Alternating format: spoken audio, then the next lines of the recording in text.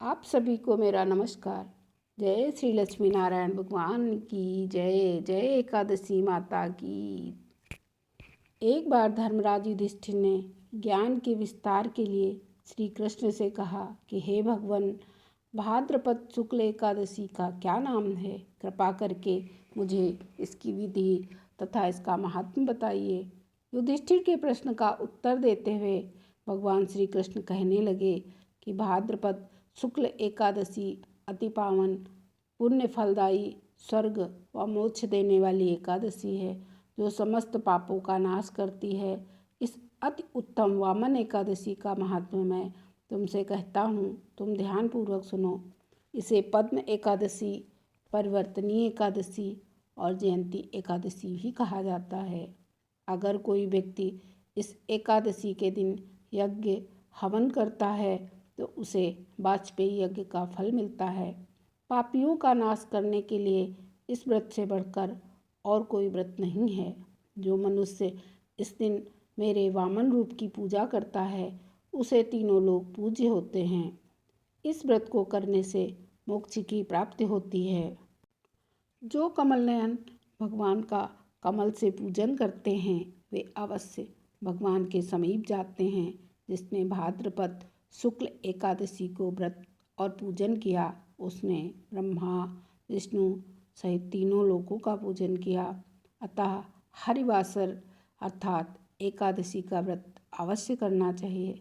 इस दिन भगवान श्री विष्णु कर्मठ लेते हैं, इसलिए इसको परिवर्तनीय एकादशी भी कहते हैं। भगवान के वचन सुनकर युधिष्ठिर बोले कि हे भगवान, मुझे अति संदेह हो रहा है कि आप किस प्रकार सोते हैं और कर्मठ लेते हैं तथा किस तरह राजा बलि को बांधा और वामन रूप रहकर क्या क्या लीलाएं की। चतुर्मास के व्रत की क्या विधि है तथा आपके सहन करने पर मनुष्य को क्या क्या करना चाहिए, सो आप मुझे विस्तार से बताइए। श्री कृष्ण कहने लगे कि हे राजन, अब आप सब पापों को नष्ट करने वाली कथा का श्रवण करें। त्रेता युग में बलि नामक एक दैत्य था। वह मेरा परम भक्त था। विविध प्रकार के वेद सूत्रों से मेरा पूजन किया करता था और नित्य ही ब्राह्मणों का पूजन तथा यज्ञ के आयोजन करता था। लेकिन इंद्र से द्वेष के कारण उसने इंद्रलोक तथा सभी देवताओं को जीत लिया था। इस कारण सभी देवता एकत्र होकर सोच विचार कर भगवान के पास गए। बृहस्पति सहित इंद्रादिक देवता प्रभु के निकट जाकर और नतमस्तक होकर वेद मंत्रों द्वारा भगवान का पूजन और स्तुति करने लगे। अतः मैंने वामन रूप धारण करके पांचवा अवतार लिया और फिर अत्यंत तेजस्वी रूप से राजा बलि को जीत लिया। इतनी वार्ता सुनकर राजा युधिष्ठिर बोले कि हे जनार्दन, आपने वामन रूप धारण करके उस महाबली दैत्य को किस प्रकार जीता? श्री कृष्ण कहने लगे कि मैंने बलि से 3 पग भूमि की याचना करते हुए कहा कि मुझको 3 लोक के समान है। हे राजन, ये तुमको मुझे अवश्य देनी ही होगी। राजा बलि ने इसे तुच्छ याचना समझकर 3 पग भूमि का संकल्प मुझको दे दिया और मैंने अपने त्रिविक्रम रूप को बढ़ाकर यहाँ तक कि भूलोक में पद, भूलोक में जंघा, स्वर्गलोक में कमर, महिलोक में पेट, जनलोक में हृदय, यमलोक में कंठ की स्थापना कर सत्यलोक में मुख और उसके ऊपर मस्तक स्थापित किया।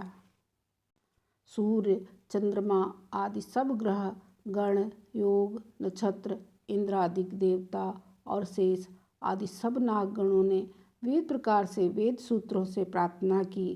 तब मैंने राजा बलि का हाथ पकड़कर कहा कि हे राजन, एक पद से पृथ्वी, दूसरे से स्वर्गलोक पूर्ण हो गए, अब तीसरा पग कहाँ रखूं? तब बलि ने अपना सर झुका लिया और मैंने अपना पैर उसके मस्तक पर रख दिया, जिससे मेरा वो परम भक्त पाताल को चला गया। फिर उसकी विनती और नम्रता को देखकर मैंने कहा कि हे बलि, मैं सदैव तुम्हारे निकट ही रहूँगा। विरोचन पुत्र बलि से कहने पर भाद्रपद शुक्ल एकादशी के दिन बलि के आश्रम पर मेरी मूर्ति स्थापित हुई। इसी प्रकार दूसरी क्षीर सागर में शेषनाग के पृष्ठ पर हुई। हे राजन, इस एकादशी को भगवान शयन करते हुए करवट लेते हैं, इसलिए तीनों लोकों के स्वामी भगवान विष्णु का उस दिन पूजन करना चाहिए। इस दिन तांबा, चांदी, चावल और दही का दान करना उचित है। इसके साथ ही रात्रि को जागरण अवश्य करना चाहिए। जो विधिपूर्वक इस एकादशी का व्रत करते हैं वे सब पापों से मुक्त होकर स्वर्ग में जाकर चंद्रमा के समान प्रकाशित होते हैं। जो साधक इस कथा को पढ़ते या सुनते हैं उनको 1000 अश्वमेध यज्ञ का फल प्राप्त होता है और श्री हरि की कृपा सदैव के लिए प्राप्त होती है। बोलिए श्री हरि लक्ष्मी नारायण भगवान की जय।